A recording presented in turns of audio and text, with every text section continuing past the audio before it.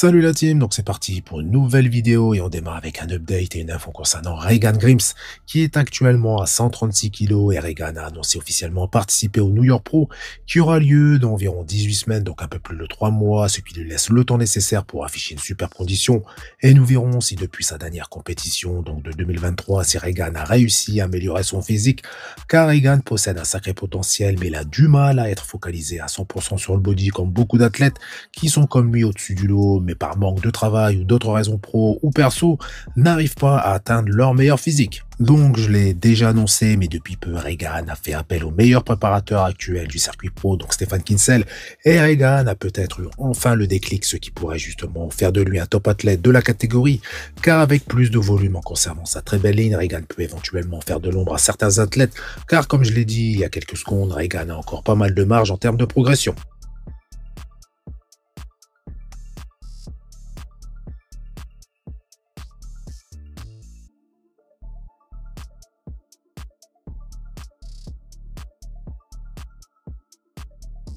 Update de Good Vito à 10 semaines du T3 Pro qui sera sa première compétition de cette saison. Donc même si Good Vito est un athlète de petite taille, son physique reste relativement esthétique sur la plupart des poses imposées, notamment le double biceps de face, avec de plus un physique très complet, très volumineux. Et je serais vraiment très étonné de ne pas retrouver Good Vito à Monsieur Olympia 2025 vu son physique actuel, car même sans l'avoir vu en vidéo, on sait à quel point Good Vito est impressionnant pour l'avoir suivi en 2024, avec une condition qui m'a vraiment surpris car elle était assez poussée avec des séparations vraiment profondes et même avec des cuisses énormes. Good Vito parvient à être découpé, ce qui n'est pas le cas de certains athlètes tout aussi volumineux qui font également partie de la nouvelle génération et je pense tout particulièrement à Carlos Thomas Jr. que nous avons vu justement dans ma dernière vidéo, mais également à Rubiel Mosquera qui est assez discret depuis quelques temps. Donc Good Vito a bien évidemment le niveau pour participer à Monsieur Olympia, surtout pour l'avoir vu la saison dernière aux côtés de Martin Seawater justement au D3 Pro qui a terminé, je le rappelle, quatrième à Monsieur Olympia, et il faut le dire, avec un physique d'un niveau supérieur grâce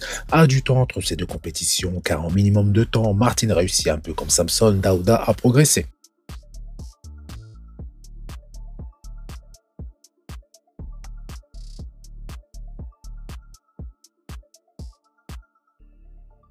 Update de Derek Lunsford qui est en compagnie de sa mère sur ses photos et Derek ne semble pas dans une condition extraordinaire, surtout si proche de l'Arno Classic US, ce qui me conforte dans l'idée que Samson est le favori pour la première place, même si la sangle abdominale de Derek n'a jamais été la plus détaillée des top athlètes, pour preuve ces images qui ont été prises à Monsieur Olympia 2024 et sans parler de son manque de conditions. Au niveau de cette pose imposée, j'espère que Chris Cormier va aider Derek à améliorer son positionnement pour essayer d'apparaître plus beau, plus esthétique sur scène, car cette pose est vraiment sa pose la plus faible, et justement par rapport à sa sangle abdominale, mais également par rapport à son manque de volume concernant ses quadriceps. Donc on va continuer de suivre de très près la suite de la préparation de Derek, car logiquement travaillant avec Chris Aceto, Derek devrait sûrement afficher une meilleure condition qu'habituellement, aussi bien sur sa chaîne antérieure que postérieure.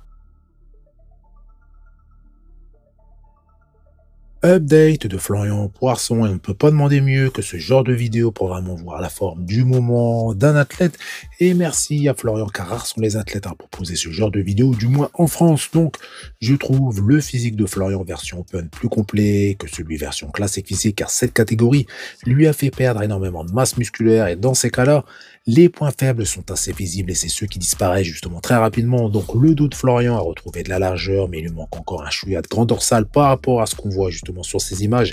et je trouve son physique plutôt équilibré, mais il est clair que Florian est vraiment impressionnant et j'ai hâte de voir son physique de plus en plus conditionné au fur et à mesure que sa préparation avance pour être au top de sa forme sur scène lors du California Pro et les Légions Sport qui aura lieu au mois de mai.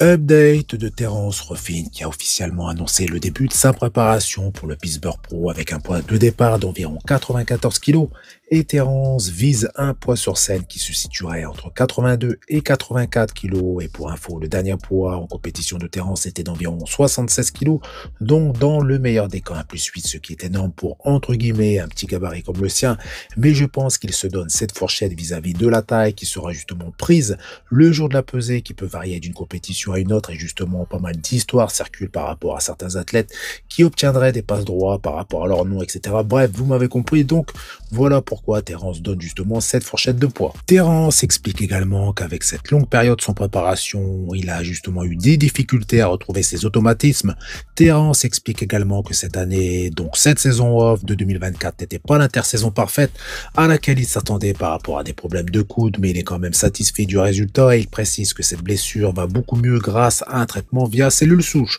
Pour revenir sur la vidéo que Terence a partagée, son physique est bien évidemment plus volumineux, surtout le bas de son physique, donc Terence affiche des cuisses assez volumineuses et je pense que la principale raison de cette hausse de poids est due justement à cette progression, même si son physique dans son ensemble est plus volumineux et j'ai hâte de voir justement sa condition s'améliorer au fil des semaines et nous verrons si Terence pourra être au top de sa forme au Pittsburgh Pro après cette très longue intersaison, mais j'espère qu'avec ce gain de masse musculaire, le physique de Terence restera aussi esthétique et classique, ce qui ferait de lui justement un des favoris pour le titre de Monsieur Olympia 2025 classique physique.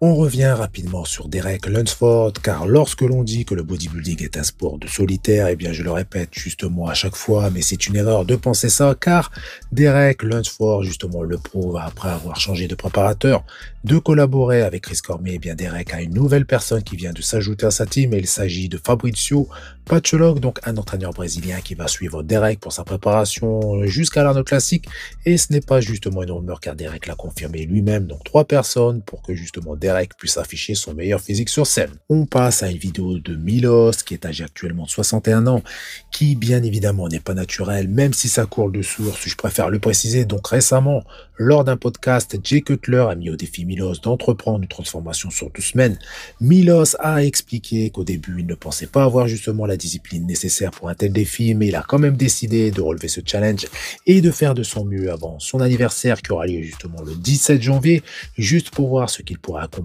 Et comme Milos sera en déplacement le jour J, il partage justement cette vidéo de son physique actuel et on peut dire qu'il est plutôt en forme, donc je pense que le challenge est réussi, mais j'aurais aimé voir son physique dans son ensemble, mais cela viendra peut-être prochainement. Donc voilà, c'est tout pour cette vidéo. Donc comme d'habitude, je compte sur vous pour faire péter les pouces bleus et ça fait plaisir. Vous pensez également à vous abonner pour ne pas rater mes prochaines vidéos et je vous dis à bientôt.